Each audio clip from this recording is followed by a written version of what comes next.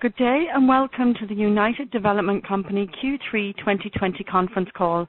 Today's conference is being recorded. At this time, I'd like to turn the conference over to Mr. Mehmet Aksoy. Please go ahead. Hi, good afternoon, ladies and gentlemen. This is Mehmet Aksoy from QNB Financial Services. I would like to welcome everyone to United Development Company's third quarter 2020 financial results conference call. On this call from UDC, we have Mr. Mahir Omar Naim, who is the Executive Director of Financial Planning, and we have Mr. Karim Farhat, Financial and Business Planning Director. We will conduct this conference call first with brief comments on the presentation, followed by the Q&A. I will now hand the call over to Mr. Naim and Farhat to get us started. Please go ahead. Yes, please. Hello, everyone. I hope everyone is doing well. Just to give a brief about United Development Company financial performance for the third quarter of the year 2020. The company has achieved a revenue of almost 850 million as compared to 1.3 billion with a reduction of 36%. While the net profit recognized for the same period is 123 million compared to 343 million of the last period as well, with a reduction of 64%. And the profit attributable to the equity shareholders of the company is almost 96 million as compared to 319 million with a reduction of 70%. The main reason, of course, for the reduction in the net profit is led by the reduction in revenue. And the reduction of revenue is primarily led by the current situation of the COVID-19 outbreak, as well as the challenges that is facing the overall real estate market, which affected the supply, the demand currently, and the willingness of the customers to buy real estate properties. And also we have given as a support, as we've been always saying, as a support to our client because of the current situation of the corona outbreak. We have given also waivers, which also impacted our profitability. The waivers amounted to 41 million approximately. Also our subsidiary company Qatar Cool has given waiver in the magnitude of 15 million as well. So overall 60 million waiver has been given throughout the year, and it has been reported up to end of September 2020. So this is from an overall perspective the financial performance. We anticipate this because this is now currently the market, and we are working very hard monitoring the market and to enhance our performance as much as we can within the possible if there are to overcome such obstacles, and hopefully by year end we will still be working on profitability, of course, hopefully. But the market is, yes, as you guys all know, is tough. The challenges are extremely tough, but we are coping with such challenges, and we will hope to continue overcoming such challenges in an acceptable manner. If you guys have any questions, please do. We are ready to answer your questions. Thank you.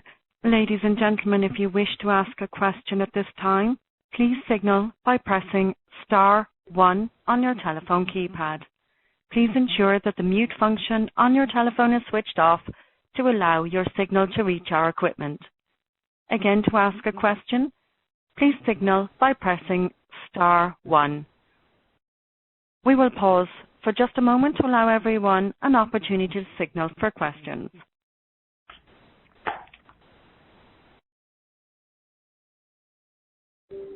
We will take our first question today from Zoab Pervez from Al Rayan Investments.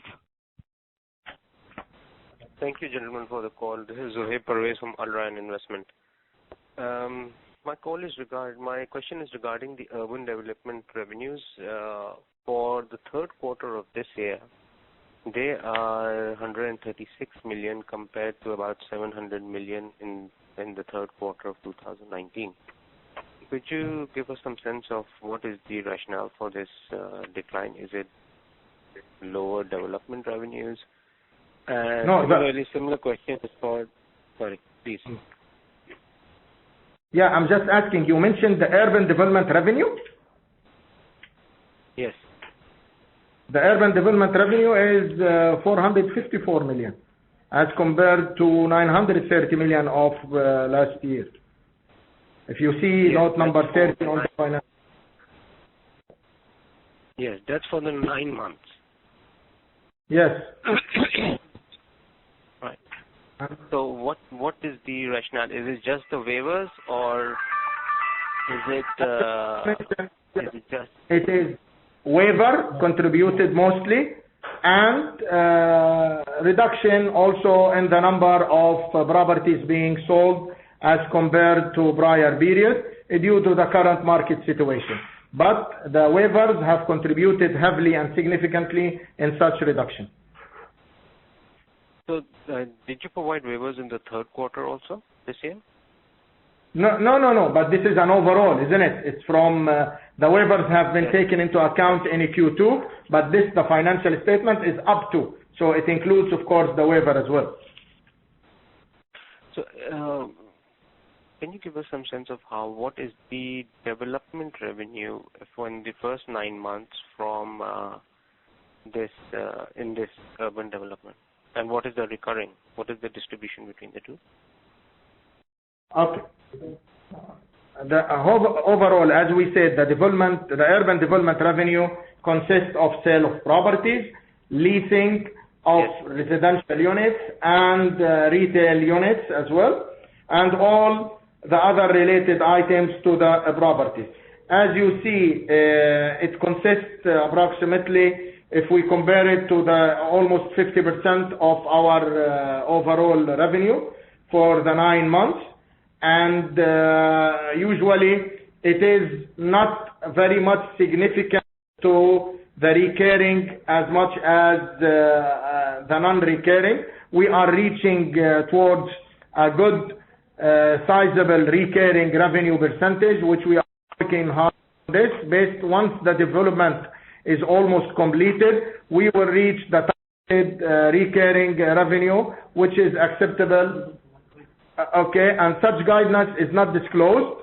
We do not disclose it, but we are going through the right track, and the recurring revenue is increasing as we speak year on year. Okay, so that's very good. So in the first 9 months, you have 454 million. What percentage is recurring income of this? 30%, like 70%? We don't provide such information. Okay.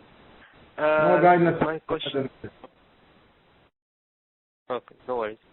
The other question is regarding the infrastructure and utilities. Third quarter we saw an increase quarter over quarter. This is just because of seasonality, or you have increased more capacity over here? This goes in line with the revenue of mainly our subsidiary Qatar Cool upon the commencement of the services of the district cooling. So it increases as and when third party development is finished. There will be revenue associated with that, which consists of connection, capacity, as well as consumption. So this goes in line with that as well. Okay. And my last question is actually on the Qatar Cool deal. Where are we currently in the process? Could you give us some color on that? It is now one of the partners on 44%. They have expressed their intent to sell their shares. In accordance to the company rules, each shareholder can participate in buying its share. UDC have expressed an interest to buy its share of such shares of the shareholder, and we are still working on that. There has still no conclusion, so we expect if there is any decision to be made or to be concluded, we might have a visibility on this towards the end of the year. But we expressed our intention, our potential intention to buy the allocated number of shares to UDC. So as of now, we are still working on this, and nothing has been yet concluded. Okay, thank you. You're most welcome. Thank you. We'll take our next question now from Gunjan Gupta from Juma Al Majid Group. Please go ahead. Yeah, hi. Thank you for this. Thank you for the call. I have one question about this. In September, there was news about that Qatar authorities are asking real estate developers if they can come and to participate for the residential apartments for the event for 2022 World Cup. Is UDC participating in that or not? Of course, UDC will not indeed not participate on this. We really want to participate on this, but there is still no conclusion to this, and it's still under discussion with the relevant authorities, and no conclusion has been made. However, yes, indeed, we want to participate, as all the developers in the state of Qatar want to participate. This is a national duty on all real estate developers to support the government when it comes to this, but it's still no conclusion has been made yet or has been reached yet. Okay, thank you. And with regards to your provisioning, of course, the provisioning has drastically gone down in from the second quarter. It has come down drastically, the provisioning of trade receivables. So if you could just give some highlight, like how you're looking at the market now, in general, the outlook on real estate, any improvement? How's the market looking now post the waivers are over? Is the demand picking up, or next, how you're looking at? Well, the challenges are still there. The market is little bit maybe is picking up, but year 2020 in general, even though after considering the waiver, is still a very difficult year, and the recovery is not going to be easy, or maybe it will not be fully witnessed within the same year, the year 2020. So we hope the market will pick up, hopefully, and towards the end of the year, if not by beginning of 2021. But the challenges are still there on the overall real estate market. However, now maybe there is movement is much better than before the first 6 months of the year. People, it seems they are getting, I'm sorry to say this, but maybe they are getting used to the COVID. So almost life is getting back to normal, and businesses is a bit picking up, but the challenges are still there, and it's not up to the expectation. With regards to your leasing portfolio, are you giving any discounts heavy, or it's just up to the market rates? No, we are not giving discount heavily. It's up to market rates, but we are giving promotions. If, for instance, if someone signs a 12-month residential leasing agreement, we give a month or two free. So this is a promotion activities, the initiatives that we are embarking. And how much is the occupancy now in Pearl, Qatar?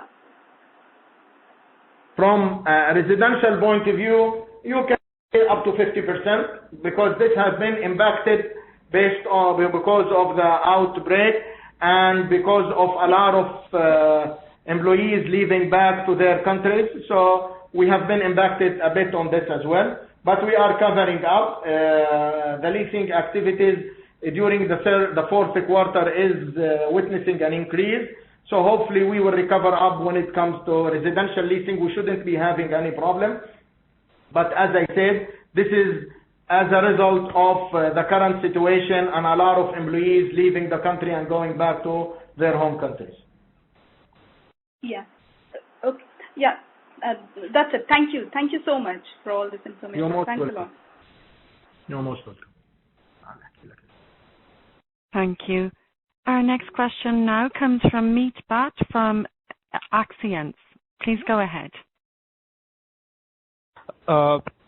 Thank you for taking my question. This is regarding your follow-up. This is just a follow-up on what the guidance which you gave on the occupancies. You mentioned that for the residential portfolio, the occupancy is somewhere around 50%. And if I compare this with FY19, so can I what was the occupancy in FY19? If it is 50% right now. You can say a reduction of almost 10%. Okay, makes sense. Okay, and in terms of as compared to FY19 so far this year, what is the net effect on the rental per square, say per unit or per square meter that you are offering to your clients? Can you elaborate, please? Yeah. So suppose is there any decline in your rentals per unit of say apartments or per unit of say square meter, or is it flat? As I clearly mentioned, there is no decline, but we are giving a promotion to potential client tenants and to existing tenants about renewal as well, which is in a magnitude of 3 months, 1 month or 2 months free rent. Okay, that was helpful. Well, that's it from my side.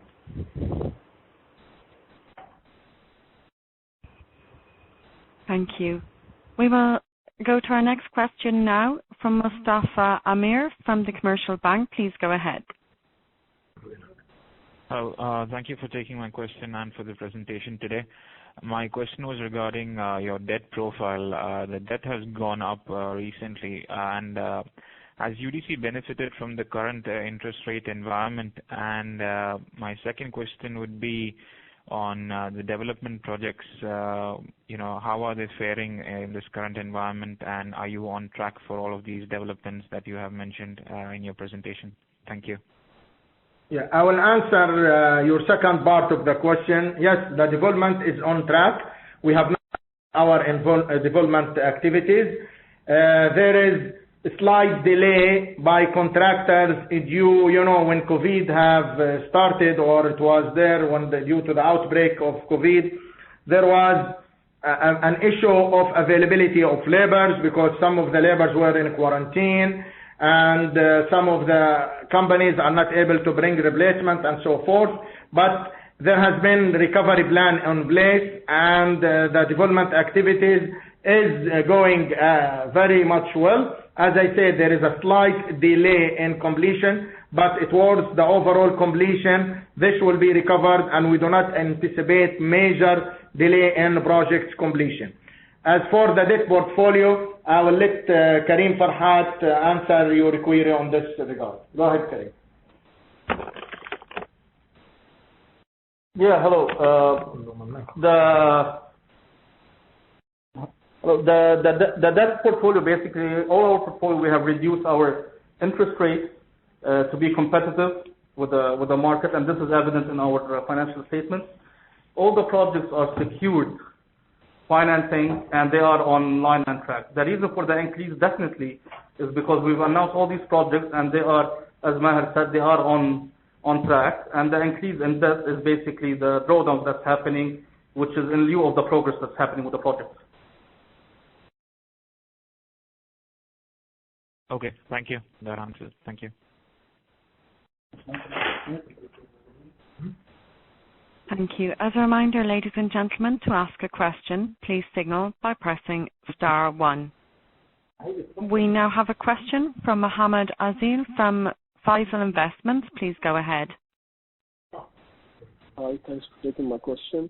So I have another question on the occupancy rate and the development of the new projects. So in 2019, the occupancy rate was 60%, and this year is 50%. We understand that the drop is due to the COVID. But if in 2019 the occupancy rate was only 60%, so what is the purpose of the new development? Like, I mean, is there a certain plan how the company is planning to lease the new development, or the company is only planning to sell only? If you can give us a color on that. Yeah. The point is here, our residential unit portfolio is a mix-up consisting of units available for sale once they are, and we are selling off plan as we are developing the buildings. And there is a leasing portfolio as well. Indeed, the company have plans for leasing on the units. When the units they are near completion, this will be introduced as well for leasing. And from selling point of view, since the beginning of the development, we are selling, and as we have Al Muttahida Towers, it's expected to be completed by Q1, towards the end of Q1 2021. And the units which have been purchased by clients, they will be handed over accordingly. And there will be a leasing portfolio as well, and which will be leasing. So we have plans, and we are working on executing such plan, and we don't see issues on executing and achieving the targets that we want when it comes to these residential units. Okay, so that means that the occupancy rate in the current leasing portfolio, so the occupancy rate, the drop is mainly coming from the commercial. I mean that the residential is almost over 90%, for example, over 90% occupied, and the drop is coming from the commercial. As we clearly mentioned, the drop is mainly on the residential due to the departure of expatriates and due to the outbreak of COVID. Commercial, there is no much drop in the occupancy, but as we mentioned, as most of and maybe all of the real estate developers in the country, we have given waivers to our clients because of the forced closure for their operation during the first months of corona outbreak, which reached to almost 60 million, including our subsidiary company, Qatar Cool. Okay, thank you. You're welcome. Thank you. As we have no further questions, I'd like to turn the conference back over to you for any additional or closing remarks. Pardon me, we do have a follow-up question now from Zoab Pervez from Al Rayan Investments. Thank you again.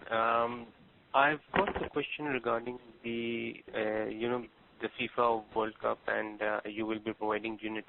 Could you give us an idea of how many units are available to be provided for this purpose? This is still in discussions, and once this is concluded, we will definitely be informing you of such information. And it will be public information, but still this is, as I said, it's still not concluded.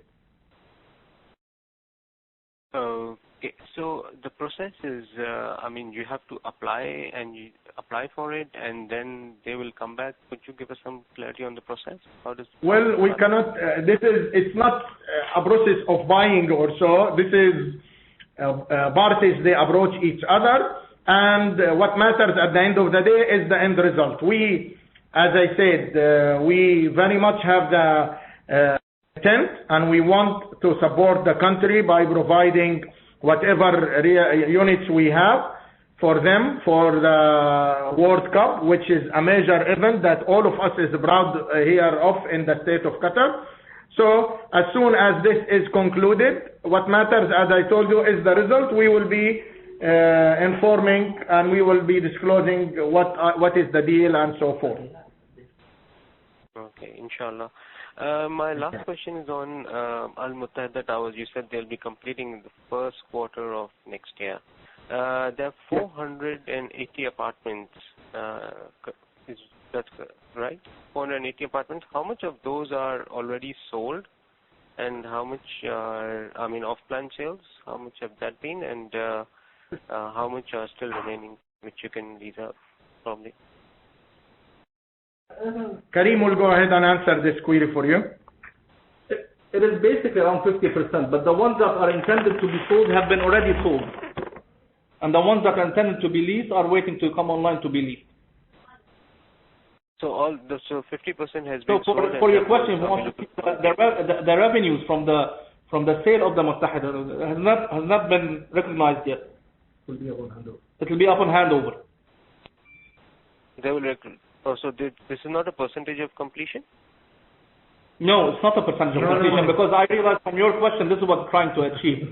So the revenues of all Al-Muttahida efforts and sales of Al-Muttahida still did not go in our financial statements. Maher can elaborate more on this. You would recognize the revenue when the risk and liability are transferred between the seller and the buyer, and this will be materialized upon handover of the units. But we already sold the units. Whatever needed, whatever plan he sold is sold almost, the full inventory, and what is to be leased, as Karim said, once the project is officially completed, they will be leased accordingly. Right. I have one last question, if I may, if that's all right. Go ahead. So you've also got the Giordano Mall and showrooms coming up next year. Are they on track? And could you tell us how much of retail space would be included because of those two? But they are very much on track. They are very much on track. The commercial showrooms, they are almost nearing completion towards the end of the year, hopefully. And the Giordano Mall is still in the early stage of its development. And they will be bringing a good, not that much sizable commercial space, but they will serve the purpose in the range of 7,000 square meter and 9,000 square meter as well. So in overall, maybe 7,000 for the commercial showroom and maybe up to 10,000 on the Giordano Mall. And the mall, I thought, was expected to be completed in September next year. That's going to be delayed a bit, probably end of next year? No. Whatever is the completion date, hopefully it will be completed. Inshallah.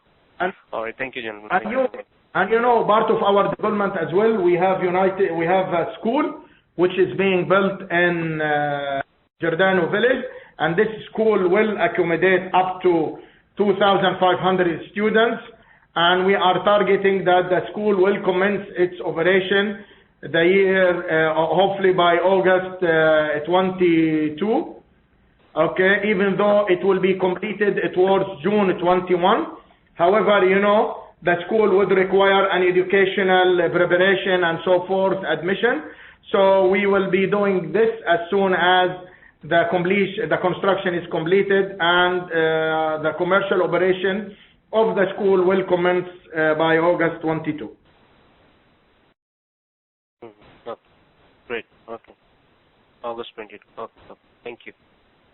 Thank you. Thank you. We'll go to our next question now from Kozarul Rustam from Q Invest. Please go ahead.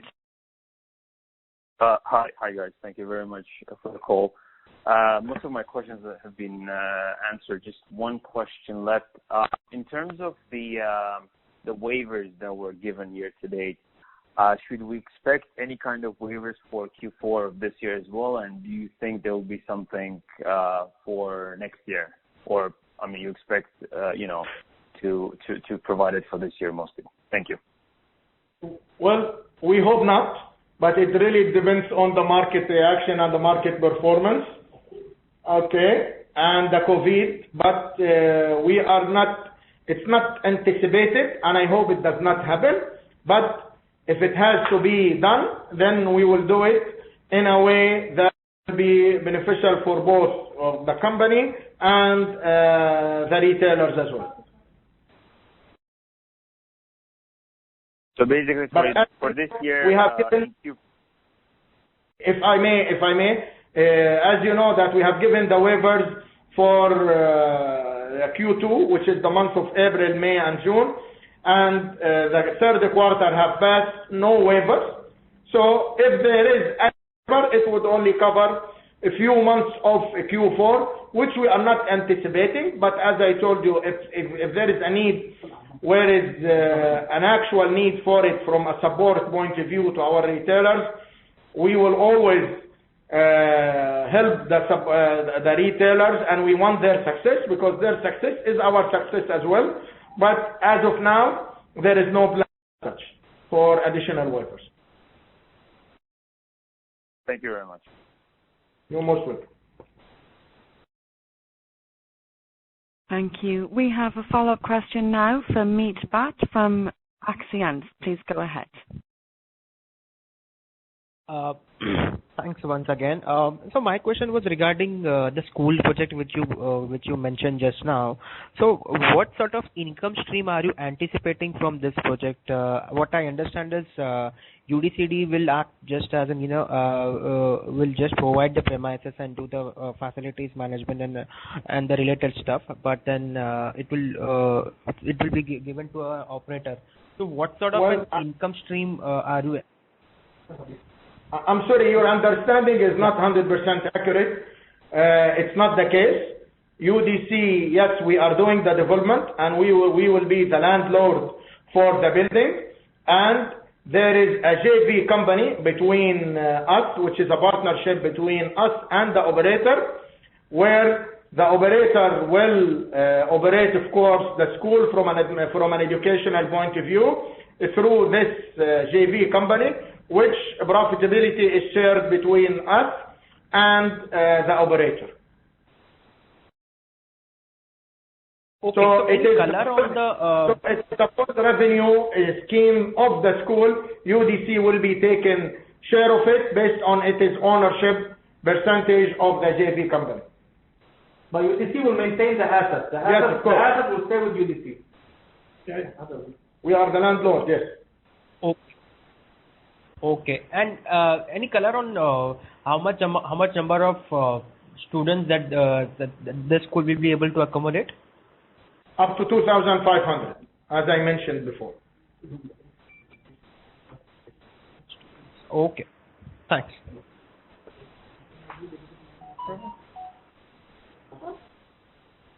Thank you. We have no further questions at this time. I'd now like to turn the presentation back over to your speakers today for any additional or closing remarks.